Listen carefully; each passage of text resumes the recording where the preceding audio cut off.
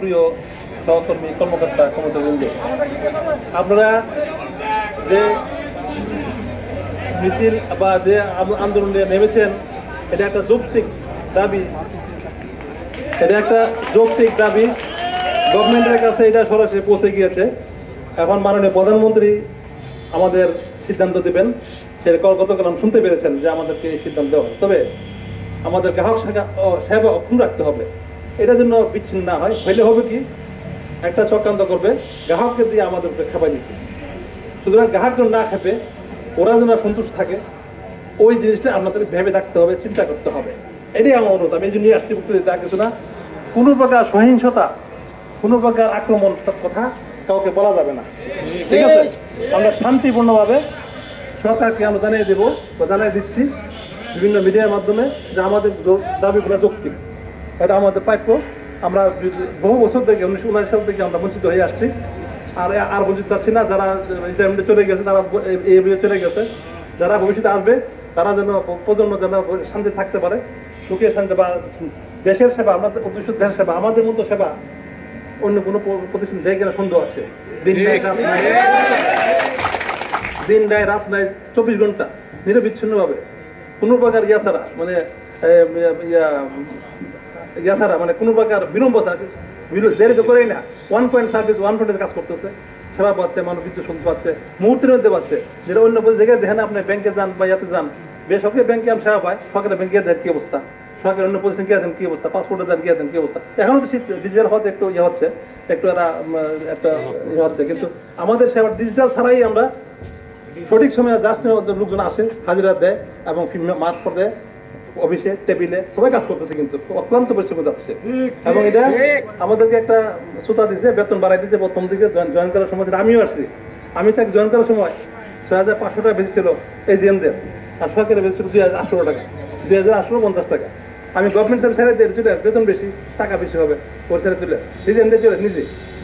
এটা কাজটা কি মনে করতো, টাকা বলে পরে দেখা গেছে কি হের বেতন আমার চেয়ে বেশি হয়ে গেছে। আমার ফ্রেন্ড যারা সরকারে ছিল তারা বেতন আমার চেয়ে বেশি হয়ে গেছে, তারা ঠিকমতো প্রমোশন পাইছে, তাদের বেতনের স্কেল বেশি, তাদের যে ইনক্রিমেন্ট বেশি। আমাদের ইনক্রিমেন্ট তো কম, আমাদের বেতন বেশি ঢুকায় কিন্তু ইনক্রিমেন্ট কম। তারা কয়েক বছর পরে এটা আস্তে আস্তে ওদের সমান হয়ে যায়, তখন আর টের পাওয়া যায় না, তাদের সেটা বেশি থাকে না। সুতরাং আমি যেটা বলবো, আপনারা সুশৃঙ্খলভাবে আপনাদের দাবি জানাই দেবেন সরকার কাছে। আমাকে ডিসি মহোদয় আমার কথা হয়েছে যে আমাদের আন্দোলন পুলিশ থাকবে না, ওরা যদি লাগে আমি জানাবো, এরা এমন কোনো কাজ করে না যে পুলিশ লাগবে। তার সাথে আমার কথা হয়েছে। আমাদের এখানে একজন পরিচালক আসতে কথা ছিল, তো আমি অপরাধ হয়ে গেছিলাম এক করতে স্যার জানে অপরাধ, আমি এক দিই স্যারের হয়তো নিয়েছিলাম, স্যার আমি কি করবো, স্যার ডাইরেক্টলি শুনতে দিচ্ছে যে ওনাকে আমার কৃষ্ণ জেলা আসতে একটু আবহাওয়া বারণ করেন আমার পক্ষ থেকে, প্রয়োজন আগে আমি জানাই যে ওটা বাতিল হয়েছে আর কি। যদি আসতো তাহলে একটা কি আরেক লুকতো, আমি কয়জনের মুখ বন্ধ করবো, এটা সম্ভবিত বন্ধ, কেউ না কেউ একটা কথা বললে তো শেষ, এটা দাম থাকলো তো বলে আসো। পরে আমি প্রয়োজন চেয়ারম্যান সাথে কথা বলতাম, তো যাই হোক ডিসির মাধ্যমে সমাধান হয়ে গেছে, এই জন্য আমরা এটা একটা সুফল পেয়েছি। তো আমি আমার বক্তব্য, গ্রাহক যদি বিল না পায়, এটা কিন্তু অসন্তুষ্ট হবে কিনা আমরা দেখবেন চিন্তা করে। যদি বিলটা না পায় তাদের গ্রাহকেরটা আসবে যে এলপিসি আসবে, এই কাজটা করা দরকার কিনা আপনি চিন্তা করবেন। আমি বলবো না, আমি গিয়েছিলাম মিটিং নিয়ে আসেন।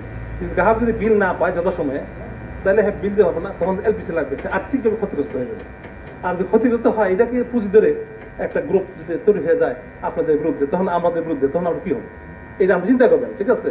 এবং বিলিং শাখাতে 50% লোক থাকে, এই কাজ করা যায় কিনা, গ্রাহক সেবার কাজে যেতে লাইনম্যানটা কথা, যেটা আমাদের কিন্তু বক্তব্য আছে কিন্তু গ্রাহক সেবা অক্ষুণ্ণ রেখে, এটা একটা সেবার অংশ কিনা আপনি চিন্তা করবেন। এই আমার বক্তব্য।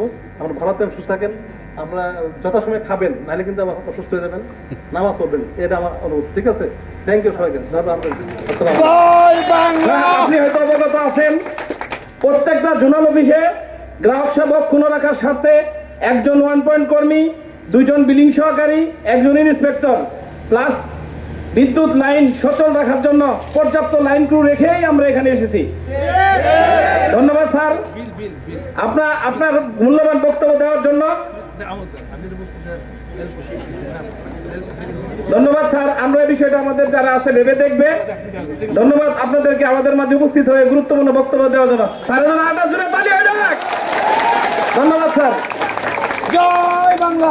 এখন আমি বক্তব্য রাখার জন্য অনুরোধ জানাচ্ছি আমাদের নামটা ডিজিএম তাকে কিছু বলে নেই একটু সভাপতি স্যারদের তো বলবেন। আমাদের কোটিয়াদি ডিজিএম মহোদয় কথা বলবেন। কোটিয়াদি ডিজিএম মহোদয়।